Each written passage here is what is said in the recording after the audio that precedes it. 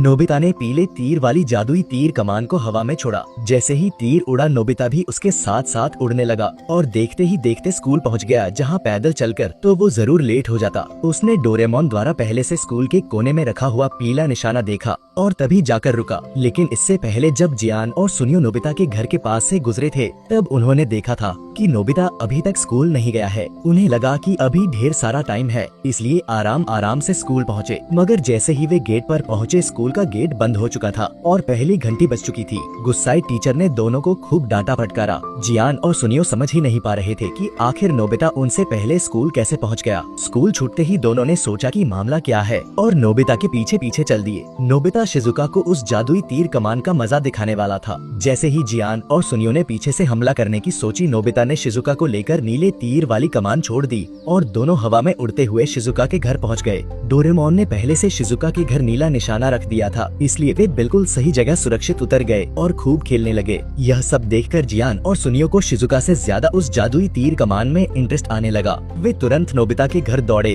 और डोरेमोन से वही कमान मांगने लगे। डोरेमोन तो शुरू में मना करता रहा कि ये जियान और सुनियो के लिए नहीं है, लेकिन दोनों ने पहले से प्लान करके ढेर सारे गर्मा गर्म डोरेमोन के फेवरेट डोरायाकी ले रखे थे। डोरेमोन डोरायाकी देखते ही पिघल गया और पूरी कमान समेत सारी तीर और निशाने की जानकारी दोनों को दे दी। अब सुनियो ने अपनी मम्मी से कह रखा था कि रास्ते में मिले काला निशाना घर ले आना। दोनों ने पहले हरे तीर वाली कमान आजमाने का सोचा। डोरेमोन ने हरा निशाना एक खाली मैदान में रखा था, मगर वहाँ घूमता हुआ एक कुत्ता उस हरे निशाने को उठाकर भाग गया। जियान और सुनियो ने हरा तीर छोड़ा और खुद भी उड़ने लगे। थोड़ी देर बाद पता चला कि वे सीधे नदी की तरफ जा रहे हैं। रोकने की कोशिश की, मगर देर हो चुकी थी। दोनों नदी में धड़ाम से गिरे और बड़ी मुश्किल से किसी तरह किनारे पर चढ़े। हारे नहीं दोनों। अब बारी थी काले तीर की, जो सुनियो के घर जाना था। काला तीर छोड़ा, लेकिन सुनियो की मम्मी ने काला निशाना घर लाकर गरम सूप की देग के नीचे चूल्हे पर रख दिया था। जियान और सुनियो खुशी खुशी घर की तरफ उड़ते आ रहे थे कि अचानक देखा निशाने पर भरी हुई उबलती हुई सूप की देग रखी है। अब चाहकर भी रुक नहीं सकते थे। शुक्र था